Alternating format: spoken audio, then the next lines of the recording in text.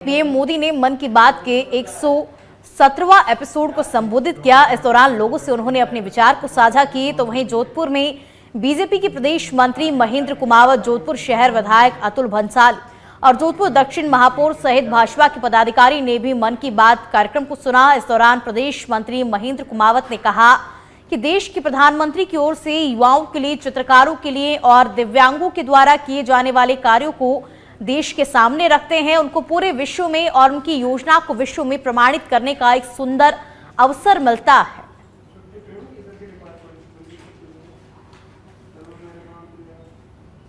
तो पीएम मोदी के जोधपुर शहर में मोदी जी के मन की बात का कार्यक्रम का 117वां संस्करण लाइव देखा गया और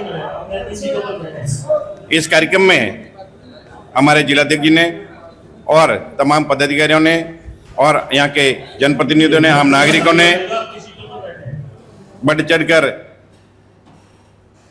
और बाड़मेर में पुलिस ने लूट की वारदात का खुलासा करते हुए 5 आरोपियों को गिरफ्तार किया है। आपको बता दें, 2 युवक बाजार से पैसे लेकर घर की तरफ जा रहे थे। उस दौरान आरोपियों ने उनका पीछा किया और दोनों युवकों की आंखों में मिर्ची डालकर लाठी से जानलेवा हमला कर दिया और लाखों से भरा बैग लेकर के फरार हो गए।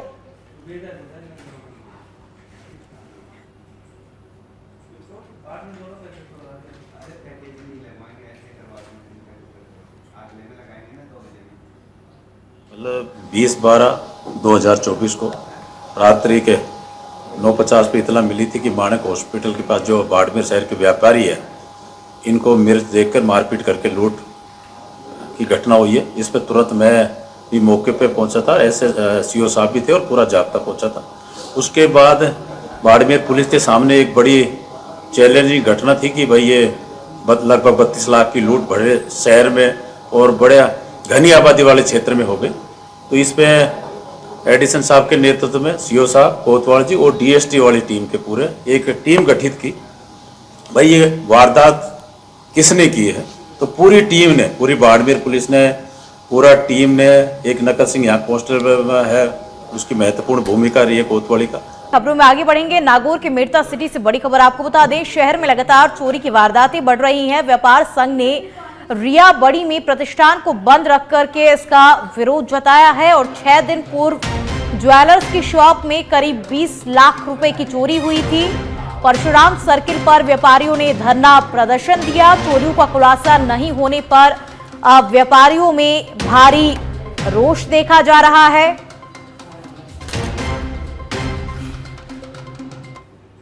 राजस्थान में भुजलाल सरकार ने पिछली कांग्रेस सरकार में बनाए गए 17 नए जिलों और 3 संभागों को लेकर के बड़ा फैसला किया है। सरकार ने गहलोत सरकार में नए बने 17 में से 9 जिलों और 3 संभाग को खत्म कर दिया है, जहां 2 जिलों को निरस्त करने पर स्थानीय लोगों और पार्टी कार्यकर्ताओं ने कानून मंत्री जोगाराम पटेल का जयपुर स्थित आवास पर आभार प्रकट किया। इस दौरान उन्होंने कहा कि ये जनभावनाओं का सम्मान और जनता की एकजुटता का प्रतीक है और हम सभी मिलकर क्षेत्र के विकास और प्रगति के लिए निरंतर कार्यरत रहेंगे।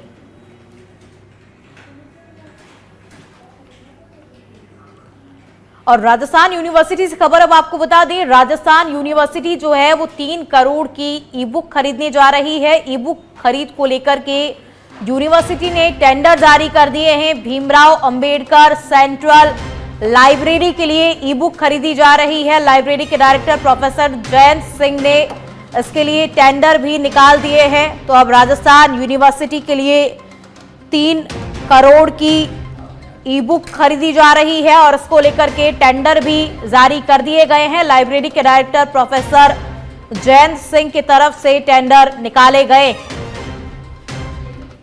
और नागौर के डिगाना में बीती रात हुई मावठ से ठंड का प्रकोप बढ़ गया है। बादलों में मावठ बढ़ने से सूर्य के दर्शन भी नहीं हुए। वहीं सर्दी का असर तेज होने के कारण बाजार में दुकानदार खाली बैठे अलाव तापते हुए नजर आए। मौसम विभाग के अनुसार कुछ दिन मावठ का असर रहेगा। इस दौरान सर्द हवा और बारिश से सर्दी का असर और भी तेज देखने को मिलेगा। वहीं दूसरी ओर बारिश से किसानों को फसलों में काफी फायदा होगा। फसलों की अच्छी पैदावार की भी उम्मीद जताई जा रही है। और पाली में रात में कमरे में अंगीठी जलाकर सोने से दंपत्ति की मौत का मामला सामने आया है। मामला पाली शहर के रामलीला मैदान का है। जानकारी के मुताबिक रात में सर्दी से बचाव के लिए पति पत्नी कमरे में अंगीठी जलाकर सो गए थे, तो वहीं घटना की सूचना मिलने पर कोतवाली थाना पुलिस मौके पर पहुंची और शवों को अस्पताल की मोर्चरी में रखवाया है।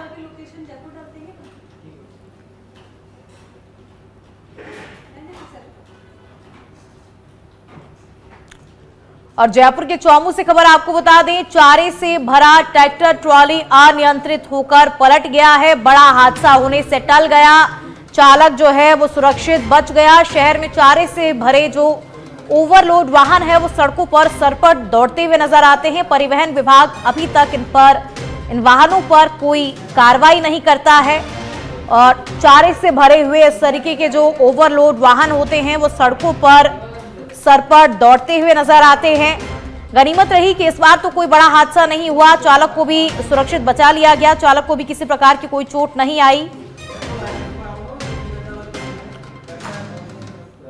और अब खबर बालोतरा के बायतू उपखंड से है, जहां पर ग्राम छीतर कपार से सगर मोनी सारणू की ढाणी जाने वाली सड़क के घटिया निर्माण का ग्रामीण जो है वो अब विरोध कर रहे हैं। लोगों ने आरोप लगाया कि ठेकेदार ने जल्दबाजी में घटिया मटेरियल डालकर सड़क बना दी है, जो कि महज कुछ दिनों में उखड़ गई। इस मामले में कई बार लोगों ने पीडब्ल्यूडी के एईएन और जेईएन को अवगत करवाया, लेकिन अभी तक कोई कार्रवाई नहीं हुई है।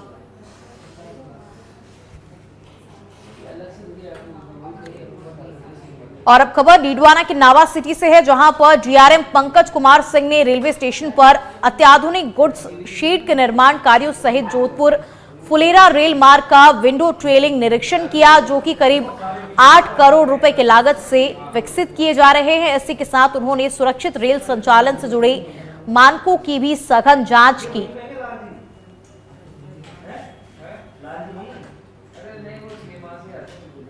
प्रदेश की बजरंग सरकार की कैबिनेट बैठक में 3 संभाग और 9 जिले निरस्त करने का फैसला लिया गया है, जिसको लेकर कहीं खुशी तो कहीं गम है। नीमका थाना जिले को निरस्त करने के फैसले पर उदयपुर वाटी कस्बे में 5 बत्ती के नजदीक लोगों ने मिठाई बांटकर और पटाखे फोड़कर के खुशी मनाई है। लोगों को नीमका थाना जिला निरस्त करने से ज्यादा खुशी वापस झुंझुनू जिले में शामिल करने की थी।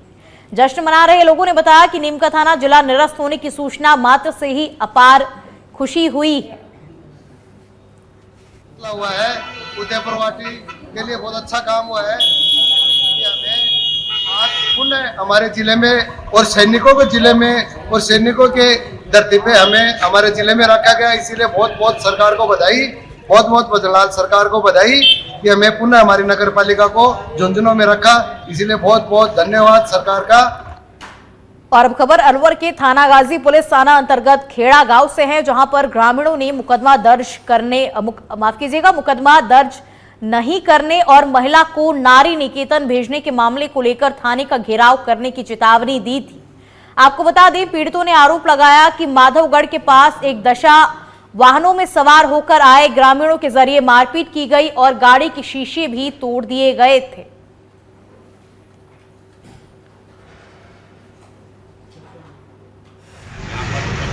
मेरे साले घरवाले के अलवर से लेके आ रहे थे। नारदेसर के पास में 1 दर्जन वाहनों में अज्ञात लोग, जिसमें रोहतास मीणा, खेड़ा और मदन मीणा द्वारापुर और उसके साथ बहुत 50-60 लोग थे। हमारे साथ मारपीट की, महिला को अपहरण करने का प्रयास किया, लेकिन हमने बीच बचाव करके थाना गाजी थाने में पहुँच गए। वहाँ पुलिस में FIR दर्ज कराने को प्रयास किया, लिखित में दी, अकबरपुर गए, लेकिन हमारे कोई अभी तक FIR दर्ज नहीं। हम अलवर SP ऑफिस से आ रहे थे और मेरे छोटे भाई की घरवाली थी, उसको लेके आ रहे थे। क्या नाम था उसका लक्ष्मी देवी। वो जैसे आ रहे थे अलवर से, तो ये नहीं है नरदेश्वर फिर आया। इससे पहले नरदेश्वर के ऊपर हमारे साथ मारपीट की, फायरिंग की। एक तो रोहितास कुमार मीणा खेड़ा और एक मदन मीणा द्वारापुर और एक बाल किशन है, बाल की रानी का बुजुर्ग लड़का है, वो इन्होंने मिलके और बाकी साथ थे उसके 50-60 लोग थे अज्ञात और 10-15 गाड़ियाँ थी।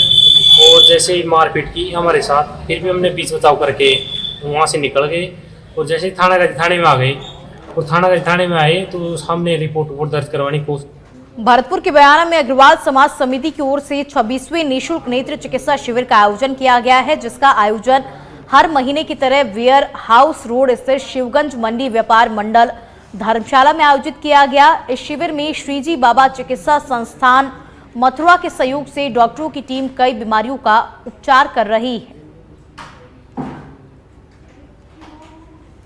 कल्याण करोति मथुरा से हर बार ये 27वां कैंप है और इसमें 100-125 करीब जो है हर महीने मरीज निकल जाते हैं जिनका मोतियाबिंद ऑपरेशन निःशुल्क होता है और इससे इनको मरीजों को खूब लाभ मिलता है। आज तक इनकी कोई शिकायत भी नहीं है। बहुत बढ़िया ऑपरेशन है। झालावाड़ जिले के खेत पर बने मकान के ऊपर से गुजर रही हाईटेंशन विद्युत लाइन का तार टूटकर नीचे गिर गया। हादसे के दौरान वहां नीचे खेल रहे 2 बालक करंट की चपेट में आ गए और उनकी बुरी तरह झुलस जाने से मौके पर ही दर्दनाक मौत हो गई है। घटना की सूचना मिलते ही अकलेरा थाना पुलिस मौके पर पहुंची।